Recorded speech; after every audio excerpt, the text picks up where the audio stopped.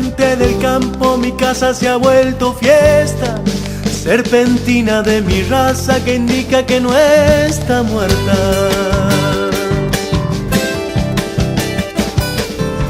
Llegará gente del campo, traerá noticias del monte, si llovió perlas azules y el santo vela sus nombres.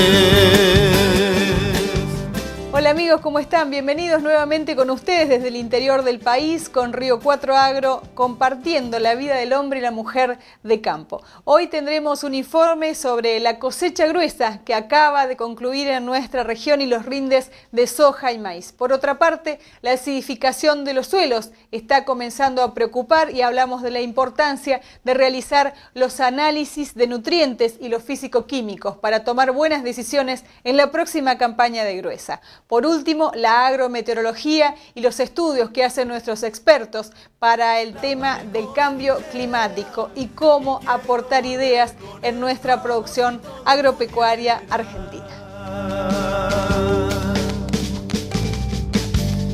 Concluyó la cosecha gruesa también en nuestra zona y le hemos pedido al jefe del INTA Río Cuarto, el ingeniero agrónomo José Marcelino, que nos brinde detalles de cómo fueron los rindes en la soja y también en el maíz. Y fue una cosecha, yo diría, en general buena, con algunas observaciones para algunos cultivos, pero para un cultivo que para nosotros lo consideramos fundamental por ser una gramínea, por ser un integrante fundamental de la rotación y su comportamiento en la sostenibilidad de todo lo que es el agroecosistema de la pampa semiárida, pensando en lo que es Río Cuarto hacia el oeste, hacia el sur y lo que es este de San Luis, como es el maíz, que tuvo un comportamiento muy bueno, con un rendimiento promedio aproximado del orden de los 60-61 quintales, y lotes que han tenido, como ocurrió el año pasado, rendimientos bajos, pero bueno, es normal que en un año, en una vastedad de territorio como el nuestro, tengamos esa variabilidad en los volúmenes de cosecha. ¿Podemos hablar de grandes diferencias entre cosecha de primera y cosecha de segunda o no necesariamente? No necesariamente en los buenos lotes, porque yo creo que tuvimos un comienzo de cosecha de primera de muy buenos rendimientos y tuvimos también, digamos, los primeros lotes de siembra tardía de muy buenos rendimientos e incluso de los que están ahora en pie, también que van a tener buen rendimiento, quizás no los máximos, pero lo que estamos viendo es una gran sanidad. No vemos, por ejemplo, lotes volcados por viento, no vemos enfermedades que generen podredumbre en la base del tallo con caídas. Y más allá de la calidad normalmente con que se levantan esos lotes de los cabezales maiceros, creo que estamos llegando con muy buena condición de cosecha, que yo calculo que nos debe estar quedando a campo un 5 o 10%, quizá un poquito menos del 10%, ¿no? Bueno, pasamos a la soja. ¿Cuáles son los resultados? Sabemos que no han sido en todos lados de los mejores. No fueron de los mejores y fue también una cuestión interesante porque hemos tenido en general buenas lluvias y uno hubiera esperado rendimientos más altos, pero quizás el tema temperatura por un lado y por otro lado un tema ya muy comentado también por colegas y por instituciones como es la reposición de nutrientes, se está haciendo sentir. Y bueno, la falta de cobertura de rastrojos, de capacidad de almacenamiento de agua y escorrentías también por la falta de protección del suelo ha generado que mucha del agua y por el tipo de lluvia que hemos tenido haya escurrido, no haya infiltrado y los rendimientos en algunos casos fueron realmente bajos. Incluso aquí en la periferia de Río Cuarto, en un radio de 20 a 40 kilómetros con rendimientos muy bajos y en algunos casos inferiores a los del año pasado, que fue el año de menores rendimientos a nivel de región, con muchísimos lotes perdidos. Y bueno, este año algunos productores han tenido rendimientos peores que el año pasado en este cultivo, que es el de la soja, ¿no? Y es bien sabido que el tema del trigo es problemático en este invierno, pero aún así hay algunos que se han animado a sembrarlo y le preguntamos al ingeniero Marcelino cómo se está desarrollando esta realidad en nuestra zona.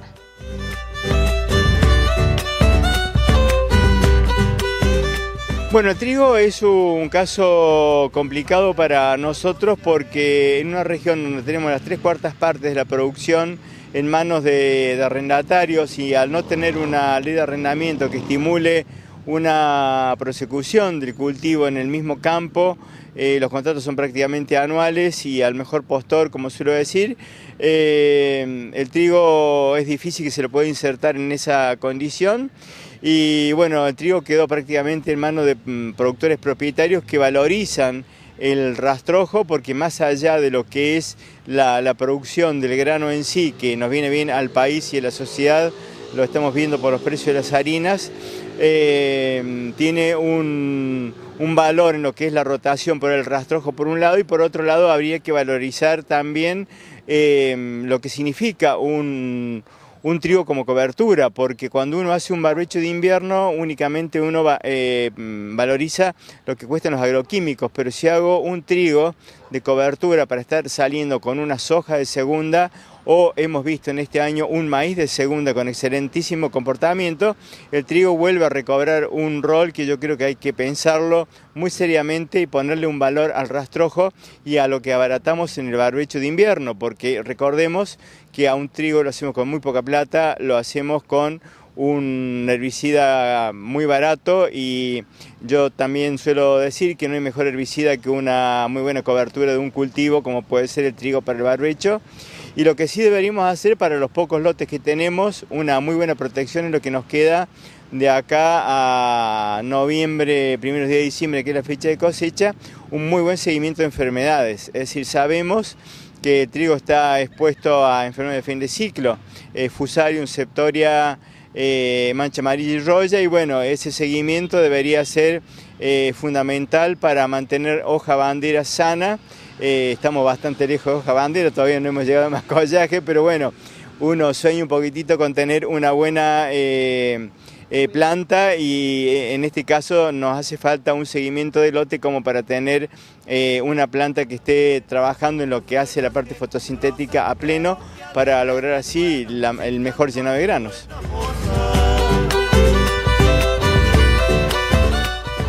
Nosotros hacemos una pausa, pero los invitamos a seguir compartiendo Río 4 Agro. Enseguida hablaremos sobre la importancia de conocer qué quedó en nuestro suelo luego de esta campaña de gruesa. Cantando esta chacarera, golpeando un bombo legüero, se me hace que estoy de fiesta en Santiago del Estero.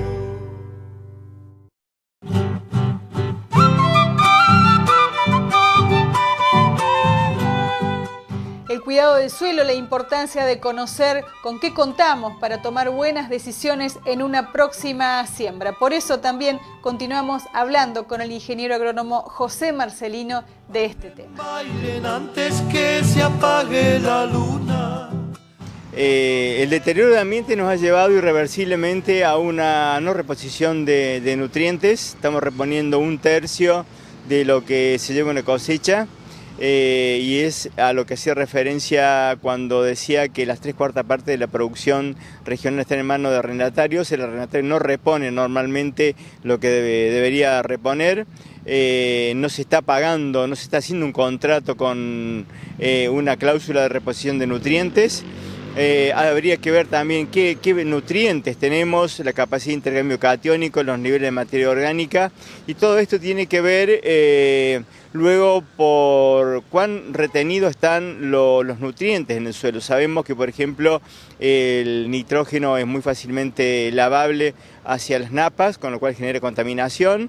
El fósforo está muy condicionado a la condición de pH de suelo, y cuando hablo de pH es que normalmente el fósforo con pH por debajo de 6 ya se empieza a inmovilizar, con lo cual en muchos lotes habría que empezar ya empezar a pensar en una práctica no común en nuestra región, que es el encalado. Es decir, ya sea en la hilera, como están haciendo algunos productores en algunas zonas, o a nivel de lote. Y el encalado es una práctica que requiere luego de mucho tiempo de interacción con el ambiente para que se libere y se vaya equilibrando el suelo y recuperando los niveles de pH. Y además tenemos canteras de productoras muy cerca de Río Cuarto, con lo cual estamos también teniendo la oferta del producto que requieren nuestros suelos a muy corta distancia. Yo creo que tenemos que pensar ya a encalar para tener una mejor disponibilidad de los nutrientes. Una cosa es tener el nutriente y la cosa es tenerlo disponible, y en este caso la pregunta es muy oportuna porque significa que al suelo hay que mirarlo con cariño, y tenemos afortunadamente en la región muchísimos laboratorios de gran calidad y precisión en las determinaciones que luego nos hacen predecir los rendimientos. De ilusión ahí va queriendo. A partir de tantos años de siembra y cosecha en nuestra zona, el ingeniero Mauro Huberto nos hace saber que se están detectando muchos lotes con demasiada acidez. Por eso hablamos de la importancia de los análisis de suelo justamente en este invierno. La ternura no se compra ni se vende. Han aparecido suelos con un rango de pH muy bajo, entonces hay una alerta bastante naranja, diríamos, con respecto a eso. Hay un proceso de agriculturización de muchos años, hemos encontrado procesos de acidificación muy fuertes, pero a su vez contenidos nutricionales en los suelos relativamente altos. Entonces, ¿qué pasa? Bueno, tengo fósforo, tengo nitrógeno, por ejemplo, para esta campaña, pero resulta ser que están los suelos acidificados. Eso significa que pero están fuera de rangos para ser fácilmente asequibles o tomables. Por eso muy pocos técnicos los están viendo, está habiendo algunas consultas y más o menos lo mismo que ha pasado algunos años anteriores en la pampa húmeda. De esa acidificación de suelo se viene trasladando bastante hacia nuestra zona, y hay que prestar mucha atención porque va a haber que recomponer esas situaciones. Las causales son varias, algunas evaluadas en función de la falta de calcio del complejo de intercambio, eso está existiendo, y por otro lado en algunos usos de fertilizantes que son formadores de ácidos, ¿sí? Algunos con contenidos de alto contenido de azufre. Bueno, un poco discernir esas dos cosas va a hacer a que también la disponibilidad nutricional, porque digamos, si evaluamos que tenemos 20-25 partes de fósforo, por decir, pero tenemos un pH que viene dándose de 5,5, que es un suelo muy ácido, no va a estar tan disponible, no va a estar disponible esa cantidad de fósforo. Entonces, sí, pero tuvimos fósforo, fíjate que por ahí pusieron una base de fósforo con respecto a que no pusieron y hubo más resultado, pero con esta cantidad los libros me dicen que no, los libros dicen que si está dentro de un rango de pH va a estar disponible. Eso está sucediendo y de forma muy importante, y recomendaríamos que evalúen esa variable que es tan sencilla, por la variable pH, con mucho más atención de lo que se venía haciendo históricamente.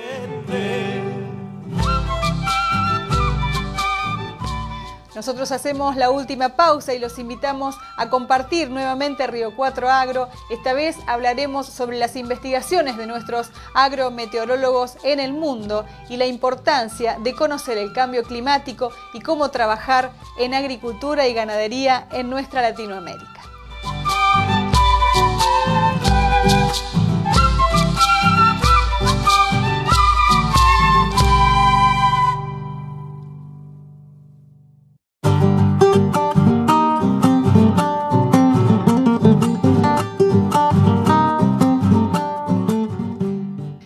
Roberto Seiler, doctor en agrometeorología y miembro de la Organización Meteorológica Mundial. Lo entrevistamos porque hace muy poco tiempo volvió de Camboya para conocer la realidad agrometeorológica de aquella región y poder compararla con la nuestra.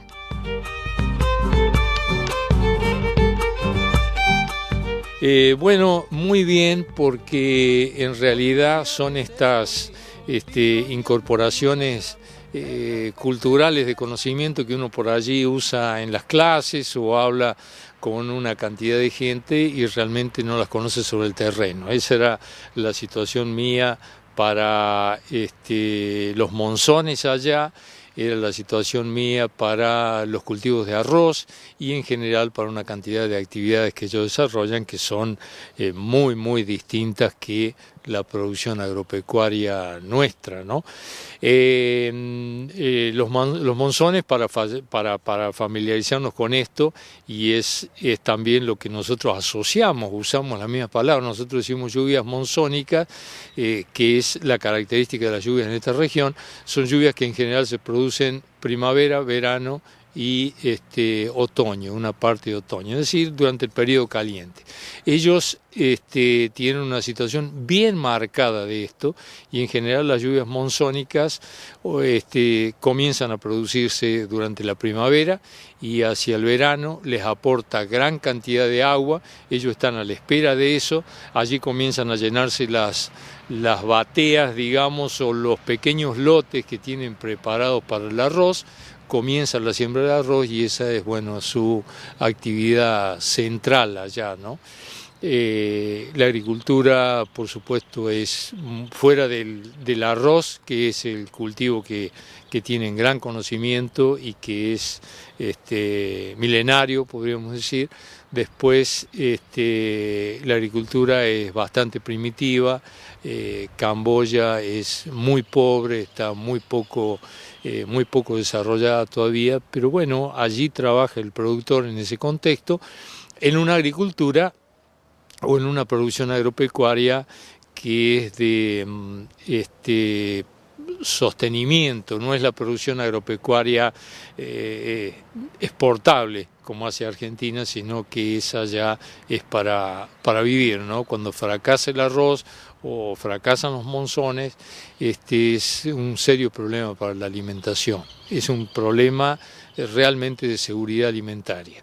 Y bueno, allá tienen sequías también los monzones a veces se adelantan, a veces se retrasan, a veces vienen muy débiles, similar a lo que nosotros podríamos decir una niña acá, y esto significa, como decía recién, serios problemas y una situación que a veces tienen que recurrir a ayuda de otros países, ayuda internacional, por una cuestión de alimentación, ¿no? Pero por sobre todas las cosas y sintetizando una experiencia muy interesante, muy linda y muy incorporadora de conocimiento, ¿no?